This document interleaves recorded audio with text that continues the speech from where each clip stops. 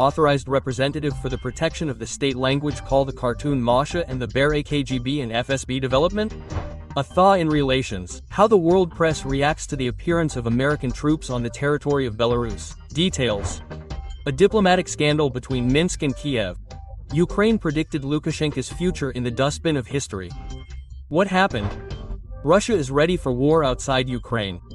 The official statement named the conditions. Ukraine adopted the draft budget for next year. The main focus is defense, billions of dollars for the war. At the same time, Kyiv began to talk about its end. Zelenskyy is accused of surrendering territory. Who went against Bankova? A drone in the very center of Warsaw. An emergency situation and the detention of Belarusians. Watch the details. Hello everyone, this is Purges time. Briefly, clearly and to the point about what the world is talking about. If you have something to say, share your thoughts and answer my questions in the comments. I would be grateful for a like and a subscription. It's time to start. Ukraine does not yet have the capacity for language patrols to function properly. It is not yet possible to conduct inspections to ensure compliance with language legislation for several reasons. And these reasons were discussed by the Commissioner for the Protection of the State Language of Ukraine, Elena Ivanovskaya. She assures that she does not yet understand how, and here's a quote, how to convey such an initiative to society, a significant part of which has been traumatized by the war. End of quote. And the second reason is money. Right now, funding is being directed toward the war. At the same time, Ivanovskaya states that Russia is not asleep. And now, again, and here's a quote, it is penetrating the souls of our children. End of quote. Ivanovskaya is sure that Ukrainian children should not be shown Masha and the Bear, and similar content. This is not just a cartoon, it is an instrument of hybrid warfare. The fact that it was translated into Ukrainian is not of decisive importance, because it is not just about the language. This product contains tools of influence that were developed by the KGB and are now actively used by the FSB. This is part of Russian myth-making, the purpose of which is to impose its cultural code on us. This cartoon forms a worldview in children in which Russian values dominate. And we cannot allow the tentacles of the Russian world to envelop the consciousness of Ukrainian children. Let me remind you that among the 20 most popular children's YouTube channels registered in Ukraine, half are Ukrainian language. At the same time, the top 10 are dominated by Russian language content. The first place is occupied by the Masha and the Bear channel with 18 million subscribers. The studio creating the cartoon for 2025 could earn more than $2 million from the Ukrainian audience. This was reported by Ukrainian media 3 weeks ago. Diplomatic scandal between Minsk and Kyiv. Ukraine stated that Lukashenka will soon end up in the dustbin of history. This statement by the Ministry of Foreign Affairs appeared after Lukashenka received Vladimir Sald as a guest. In Ukraine, a criminal case has been opened against him under the article on state property. He went over to the Russian side in 2022 and received the post of governor of the part of the Kherson region that is under the control of the Russian Federation. Lukashenka spoke about trade relations with these territories, in particular, that Minsk is ready to buy fruits and vegetables from the territories that Kyiv recognized as occupied by Russia. At the same time, Saldo presented Lukashenka with a map of the Kherson region, depicted as part of the Russian Federation, and proposed to jointly build tractor technology parks and sanatoriums. We also talked about restoring this entire system of recreation, spa treatment, recreation for children. There is a very warm coast. We provide an opportunity for Belarus and for people who want to relax, to visit our seas. We even discussed the possibility of transferring part of the coast so that Belarus can build its bases there, sanatoriums that will be useful to the residents of Belarus. In Ukraine, this dialogue and meeting were called another manifestation of gross disregard for the sovereignty and territorial integrity of Ukraine and for the entire Ukrainian people. The Ministry of Foreign Affairs of Ukraine noted that not only the fact of the meeting between Lukashenka and Sald was shameful, but also the words of the former about the Kherson region as a new region of Russia. Kyiv called Lukashenka an unrecognized president and predicted a future in a landfill. Particularly surprising are the delirious statements of Alexander Lukashenka that he is a Soviet man, for whom Ukraine and the Kherson region are also his land. We remind you that the USSR has been in the landfill of history for more than 3 decades. Sooner or later, both nostalgic unrecognized figures who met today in Minsk will end up there. Ukraine was, is and will be integral within internationally recognized borders.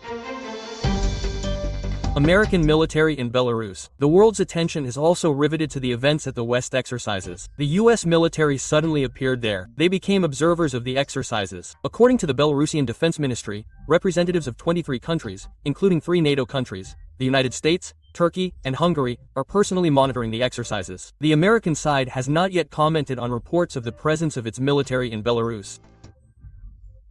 However, Reuters notes that the presence of American officers is another sign of warming relations between Washington and Minsk, Moscow's ally.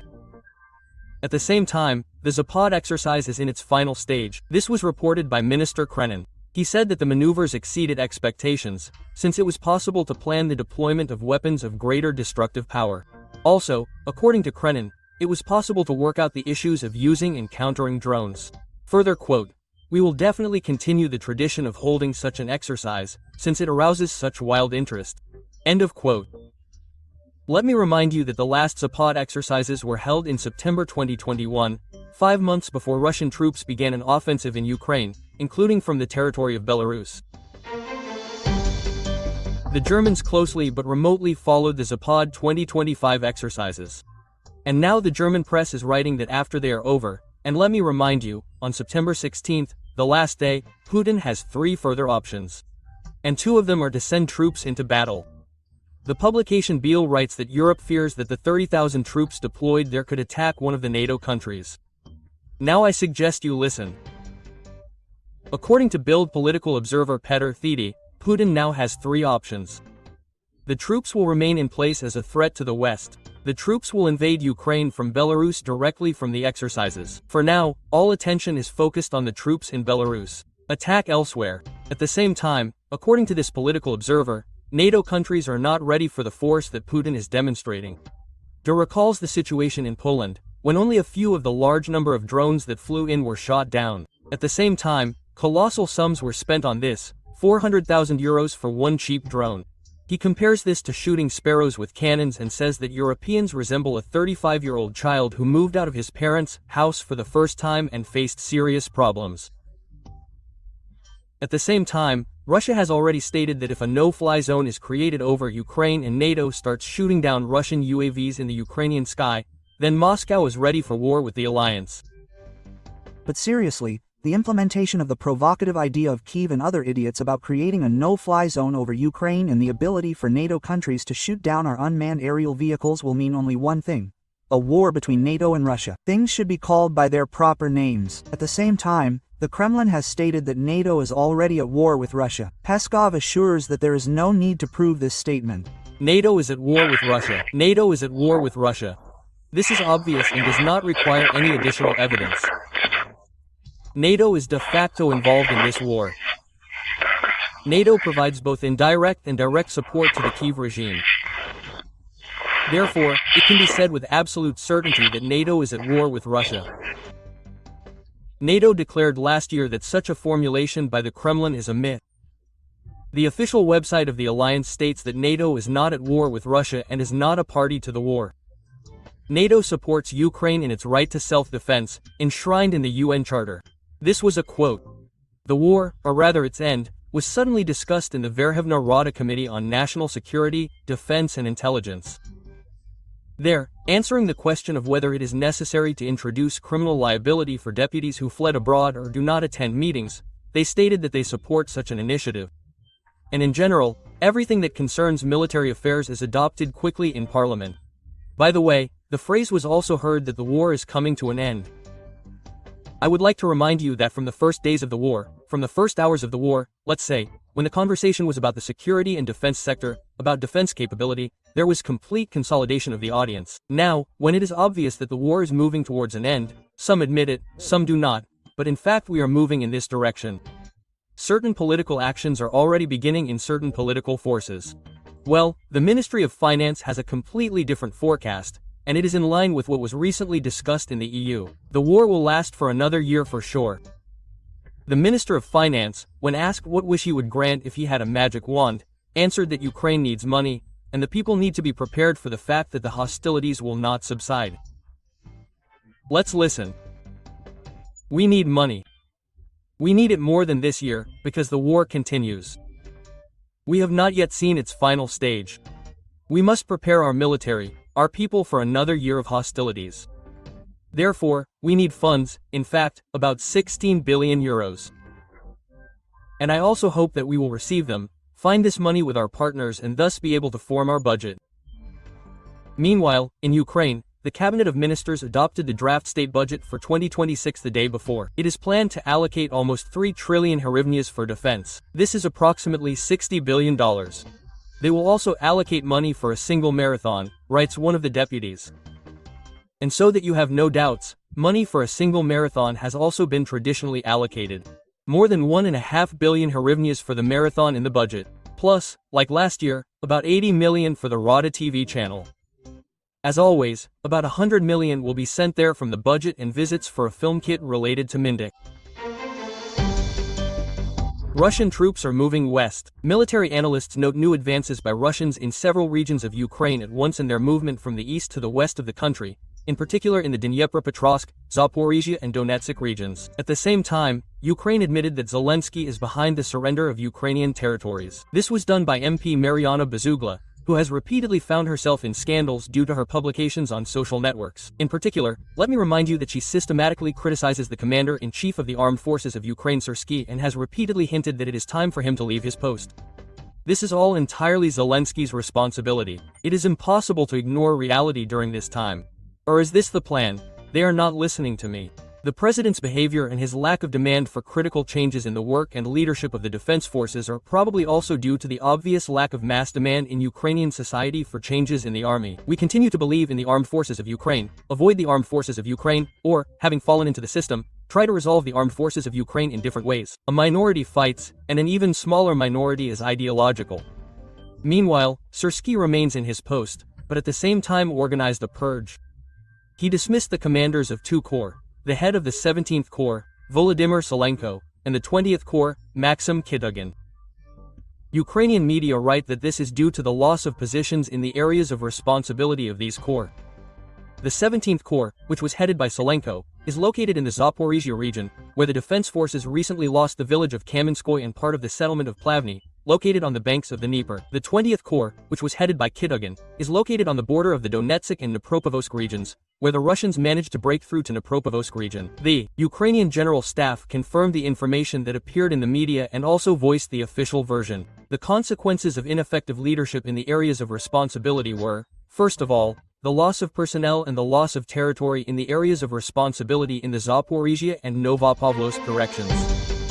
A drone in the very center of Warsaw. The Polish government announces the destruction of a UAV over the capital. It is unclear what type it was, but it is likely that it was not an attack drone. There were no alarm signals or information about airspace violations. In addition, Warsaw reported that 2 suspects, apparently involved in the launch of the drone, were detained, and they are Belarusians. The incident occurred at 2000 on the evening of September 15th.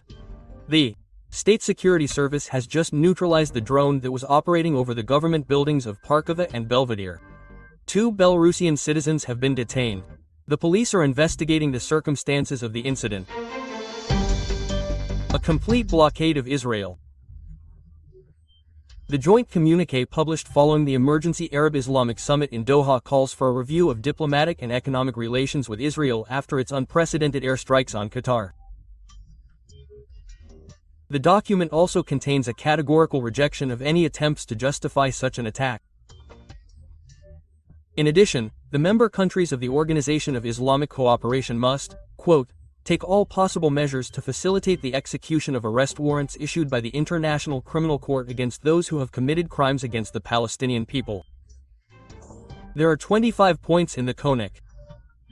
One of them completely rejects Netanyahu's intention to eliminate the leaders of Hamas at any cost, categorically rejects Israel's repeated threats about a possible resumption of attacks on the state of Qatar or any Arab or Islamic state, considering such threats provocative and constituting a serious escalation that threatens international peace and security, and urges the international community to condemn them in the strongest possible terms and take deterrent measures to stop them. Trump knew about Netanyahu's plans to attack Doha. Bibi warned him, Axios reports, citing senior Israeli officials. The White House, however, said that he was notified only after the missiles were already in the air. Meanwhile, Netanyahu, amid the escalation of the situation, is calling on the people of Israel to prepare for economic isolation. As I said, arms supplies to us are being suspended. This is happening now. In the coming years, we will need to strengthen our independent defense industry so that we have autonomy in weapons and in the arms economy, as well as the industrial potential to produce them. Therefore, we will break this siege. Friends, that's all. Thank you for watching. See you tomorrow. Don't forget to subscribe to the channel and like this video. And let me remind you that the news for the week is collected in a playlist. Go and watch.